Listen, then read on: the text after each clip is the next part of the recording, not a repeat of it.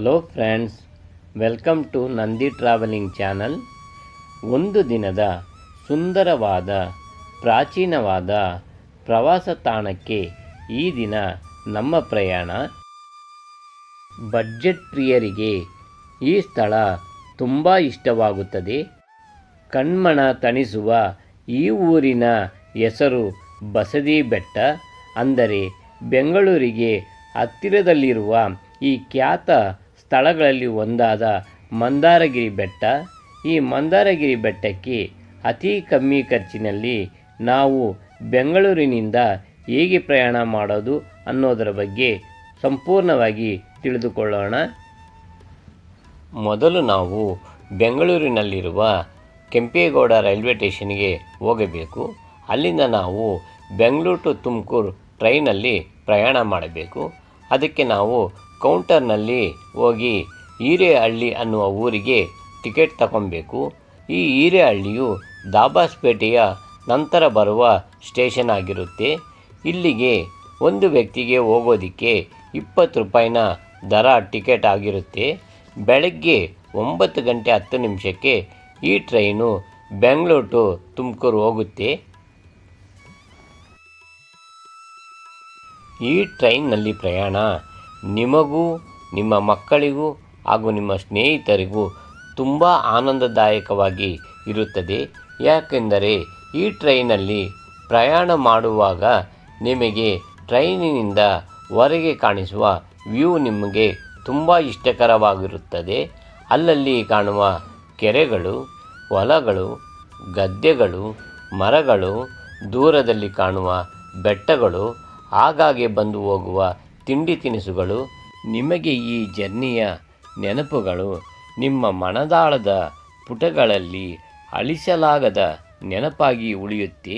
ಈಗ ನಾವು 1.5 ಗಂಟೆ ಪ್ರಯಾಣ ಮಾಡಿ ಹಿರೇಹಳ್ಳಿ ಅನ್ನುವ ಊರಿಗೆ ಬಂದು ಸೇರಿದ್ದೀವಿ.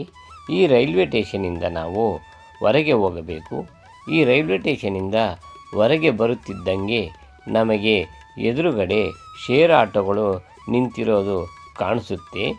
ಈ ಹಿರೇಹಳ್ಳಿ ರೈಲ್ವೆ ಸ್ಟೇಷನಿಂದ ನಾವು ಮಂದಾರಗಿರಿಗೆ ಹೋಗಬೇಕಾದರೆ ಆಟೋದಲ್ಲಿ 15ರಿಂದ 20 ನಿಮಿಷ ಟೈಮ್ ಆಗುತ್ತೆ. ಈ ಆಟೋದಲ್ಲಿ ಒಂದು ವ್ಯಕ್ತಿಗೆ 40ರಿಂದ 50 ರೂಪಾಯಿ ಕೇಳ್ತಾರೆ. ನೀವು ಒಂದು ವೇಳೆ 4-5 ಜನ ಒಟ್ಟಾಗಿ ಇದ್ದರೆ ನೀವು 150 ರೂಪಾಯಿಗೆ ಮಾತಾಡಿಕೊಂಡು ಈ ಮಂದಾರಗಿರಿ ಹತ್ರ ಹೋಗ್ಬೋದು. ಕರ್ಕೊಂಬಂದ ಈ ಆಟೋ ನವಿಲುಗರಿ ದೇವಾಲಯ ಅಂದರೆ ಪಿಕಾಕ್ ಟೆಂಪಲ್ ಅಂತಾನೆ ಹೆಸರುವಾಸಿಯಾಗಿರೋ ಈ ದೇವಾಲಯದ ಮುಂದೆ ನಮ್ಮನ್ನು ಇಳಿಸ್ತಾರೆ. ಫ್ರೆಂಡ್ಸ್, ನಾವು ಈಗ ಈ ಮಂದಾರಗಿರಿಯಲ್ಲಿ ಯಾವ ಪ್ಲೇಸ್ಗಳನ್ನ ನೋಡಬೇಕು ಅಂತ ತಿಳಿದುಕೊಳ್ಳೋಣ. ಮೊದಲಿಗೆ ನಾವು ಈಗ ಹೋಗ್ತಾ ಇರೋ ಪಿಕಾಕ್ ಟೆಂಪಲ್ ಅಂತಾನೆ ಫೇಮಸ್ ಆಗಿರೋ ಈ ಗುರುಮಂದಿರ. ಆಮೇಲೆ ನಾವು ಈ ಬೆಟ್ಟ ಹತ್ಕೊಂಡೋಗಿ 12ನೇ ಶತಮಾನದಲ್ಲಿ ಅಂದರೆ ಗಂಗರ ಕಾಲದಲ್ಲಿ ಕಟ್ಟಿರುವ ಜೈನ ಬಸದಿಗಳು, ಈ ಜೈನ ಬಸದಿಗಳ ಹಿಂದುಗಡೆನೇ ಇರುವ ಮೈದುಳ ಕೆರೆ, ಇವುಗಳನ್ನೆಲ್ಲ ನೋಡಿಕೊಂಡು ನಾವು ಬರಬೇಕು. ಈಗ ನಾವು ಈ ಪಿಕಾಕ್ ಟೆಂಪಲ್ ಒಳಗೆ ಹೋಗೋಣ ಬನ್ನಿ. ಈ ದೇವಾಲಯದ ಎಂಟ್ರಿಗೆ ಒಬ್ಬರಿಗೆ 10 ರೂಪಾಯಿ ಟಿಕೆಟ್ ಚಾರ್ಜ್ ಮಾಡ್ತಾರೆ. ಇಲ್ಲಿ ಸ್ಲಿಪ್ಪರ್ ಹಾಕ್ಕೊಂಡು ಒಳಗೋಗೋ ಆಗಿಲ್ಲ. ಆದ್ದರಿಂದ ಸ್ಲಿಪ್ಪರ್ಸ್ ಆಚೆನೇ ಬಿಟ್ಟು ಹೋಗಬೇಕು. ಫ್ರೆಂಡ್ಸ್, ಈ ಪಿಕಾಕ್ ಟೆಂಪಲ್ಗೆ ಟಿಕೆಟ್ ತಗೊಂಡು ನಾವು ಒಳಗೆ ಹೋಗ್ತಿದ್ದಂಗೆ ನಮ್ಮ ಎದುರುಗಡೆ ದೊಡ್ಡದಾದ ಮಾನಸ ಸ್ತಂಭ ಇದೆ. ಇದನ್ನು ನೋಡಿಕೊಂಡು ಇನ್ನು ಒಂದು 10-20 ಹೆಜ್ಜೆ ಮುಂದೆ ಹೋದರೆ ನಮಗೆ ಇಲ್ಲಿ ಭಗವಾನ್ ಚಂದ್ರಪ್ರಭ ಅವರ ಏಕಶಿಲಾ ವಿಗ್ರಹ ಇದೆ. ಫ್ರೆಂಡ್ಸ್, ಈ ಏಕಶಿಲಾ ವಿಗ್ರಹದ ಹೈಟ್ ಬಂದ್ಬಿಟ್ಟು 6.4 ಮೀಟರಷ್ಟು ದೊಡ್ಡದಾಗಿದೆ. ಈ ದೊಡ್ಡದಾದ ಏಕಶಿಲೆಯ ಪಾದದ ಹತ್ರ ಒಂದು ವಿಚಿತ್ರವಾದ ಗೊಂಬೆಗಳನ್ನು ಮಾಡಿದ್ದಾರೆ. ಅದೇನೆಂದರೆ ಹುಲಿ ಬಂದ್ಬಿಟ್ಟು ಹಸು ಮರಿಗೆ ಹಾಲು ಕೊಡುತ್ತೆ, ಹಸು ಬಂದ್ಬಿಟ್ಟು ಹುಲಿ ಮರಿಗೆ ಹಾಲು ಕೊಡುತ್ತೆ. ಇದರ ಅರ್ಥ ಏನಂತ ನಿಮ್ಮೆಲ್ಲರಿಗೂ ಚೆಂದಾಗಿ ಗೊತ್ತಿರುತ್ತೆ ಅಂತ ತಿಳ್ಕೊಂಡಿದ್ದೀನಿ. ಈಗ ನಾವು ಪಿಕಾಕ್ ಟೆಂಪಲ್ ಮಂದಿರದೊಳಗೆ ಹೋಗೋಣ. ಈ ಪಿಕಾಕ್ ಟೆಂಪಲ್ ಹೈಟ್ ಬಂದ್ಬಿಟ್ಟು 81 ಅಡಿ ಎತ್ತರ ಇದೆ. ಈ ಪಿಕಾಕ್ ಟೆಂಪಲ್ ಬಂದ್ಬಿಟ್ಟು ಈ ಜೈನರುಗಳು ನವಿಲುಗರಿಯಲ್ಲಿ ಬೀಸಣಿಗೆ ಮಾಡಿಕೊಳ್ತಾರಲ್ಲ, ಆ ರೀತಿ ಈ ಪಿಕಾಕ್ ಟೆಂಪಲ್ನ ಆಕಾರವನ್ನು ಮಾಡಿದ್ದಾರೆ. ಇದು ಬಂದ್ಬಿಟ್ಟು 108ನೇ ಶಾಂತಿಸಾಗರ ಮಹಾರಾಜರ ನೆನಪಿಗಾಗಿ ಕಟ್ಟಿಸಿದ್ದಾರೆ. ಈ 108ನೇ ಶಾಂತಿಸಾಗರ ಮಹಾರಾಜರ ಜೀವನ ಚರಿತ್ರೆಯನ್ನು ಈ ಪಿಕಾಕ್ ಟೆಂಪಲ್ ಒಳಗೆ ಗೋಡೆ ಮೇಲೆ ಪೇಂಟಿಂಗ್ಸಲ್ಲಿ ಚಿತ್ರಿಸಿದ್ದಾರೆ. ತುಂಬ ಸುಂದರವಾಗಿದೆ ಫ್ರೆಂಡ್ಸ್. ಇದನ್ನೆಲ್ಲ ನೋಡಿಕೊಂಡು ನಾವು ಈ ಪಿಕಾಕ್ ಟೆಂಪಲಿಂದ ಆಚೆ ಬಂದು ನಮ್ಮ ಲೆಫ್ಟ್ ಸೈಡಲ್ಲಿ ಒಂದು 10 ನಿಮಿಷ ವಾಕ್ ಮಾಡಿದ್ರೆ ನಮಗೆ ಈ ಮಂದಾರಗಿರಿ ಬೆಟ್ಟ ಎದುರಾಗುತ್ತೆ ಫ್ರೆಂಡ್ಸ್. ಈ ಮಂದಾರಗಿರಿ ಬೆಟ್ಟದಲ್ಲಿ ಸುಮಾರು 450 ಸ್ಟೆಪ್ಸ್ ಇದೆ. ಈ 450 ಸ್ಟೆಪ್ಸು ಮೇಲಕ್ಕೆ ಹತ್ಕೊಂಡು ನಾವು ಹೋದರೆ ಅಲ್ಲಿ ಎಂಟ್ರೆನ್ಸ್ ಹತ್ರ ನಾವು ತಿರ್ಗಾ 10 ರೂಪಾಯಿ ಕೊಟ್ಟು ಎಂಟ್ರೆನ್ಸ್ ಟಿಕೆಟ್ ತಗೊಬೇಕು. ಇಲ್ಲೂ ಕೂಡ ಸ್ಲಿಪ್ಪರ್ಸ್ ಅಲೋ ಇಲ್ಲ. ಆದ್ದರಿಂದ ಚಪ್ಪಲಿ ಸ್ಟ್ಯಾಂಡಲ್ಲಿ ಬಿಟ್ಟು ಒಳಗೋಗ್ಬೇಕು ಫ್ರೆಂಡ್ಸ್. ನಾವೀಗ ಒಂದು 15-20 ಸ್ಟೆಪ್ಸು ಮೇಲಕ್ಕೆ ಹತ್ಕೊಂಡು ಬಂದರೆ ನಮ್ಮ ಎದುರುಗಡೆ ಒಂದು ಸುಂದರವಾದ ಮರ ಕಾಣಿಸುತ್ತೆ. ಈ ಮರನೇ ಬೋಧಿ ವೃಕ್ಷ. ಇದು ಆರ್ಟಿಫಿಷಿಯಲ್ ಆಗಿ ಮಾಡಿರೋ ಮರ ಫ್ರೆಂಡ್ಸ್. ಈ ಮರದ ಕೆಳಗೆ ಅಂದರೆ ಮೇಲಿನ ಅಂತಸ್ತಿನಲ್ಲಿ ಬುದ್ಧನ 4 ಶಿಲೆಗಳು 4 ದಿಕ್ಕುಗಳಿಗೆ ಮುಖ ಮಾಡಿ ಕುಳಿತಿರೋ ಆಗಿರುತ್ತೆ.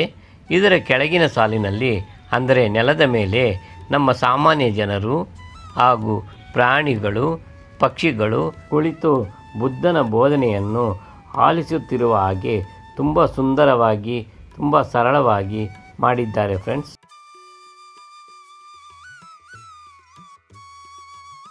ಈ ಬೋಧಿ ವೃಕ್ಷ ನೋಡಿಕೊಂಡು ಪಕ್ಕದಲ್ಲೇ ಇರುವ ದ್ವಾರದ ಮುಖಾಂತರ ನಾವು ಹಿಂದೆ ಹೋದರೆ ನಮಗಿಲ್ಲಿ 12ನೇ ಶತಮಾನದಲ್ಲಿ ಗಂಗರ ಕಾಲದಲ್ಲಿ ಕಟ್ಟಿದ ಬಸದಿಗಳು ಇವೆ. ಇವುಗಳನ್ನೆಲ್ಲ ನೋಡೋಣ ಬನ್ನಿ.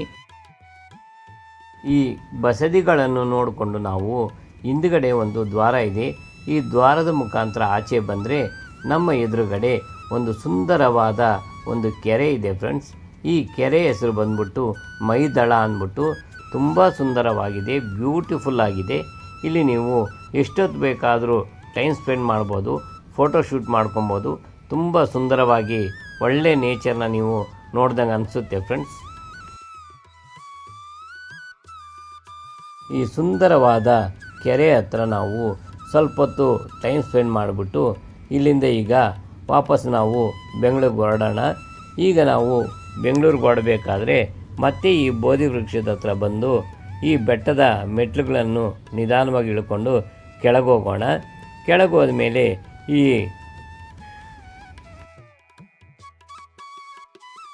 ಕೆಳಗಡೆ ಬಂದ ಮೇಲೆ ನಾವು ಮತ್ತೆ ಇಲ್ಲಿ ಶೇರ್ ಆಟೋ ಹಿಡ್ಕೊಂಡು ಸೀದಾ ರೈಲ್ವೆ ಸ್ಟೇಷನ್ಗೆ ಹೋಗೋಣ.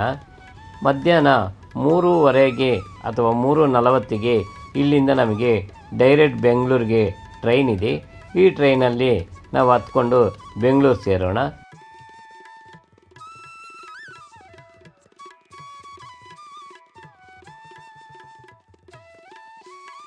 ಈ ನಮ್ಮ ವಿಡಿಯೋ ನಿಮಗೆ ಇಷ್ಟವಾಗಿದ್ದರೆ ಖಂಡಿತ ನಮ್ಮ ಚಾನಲನ್ನು ಸಬ್ಸ್ಕ್ರೈಬ್ ಮಾಡಿಕೊಂಡು ಒಂದು ಲೈಕ್ ಕೊಡಿ.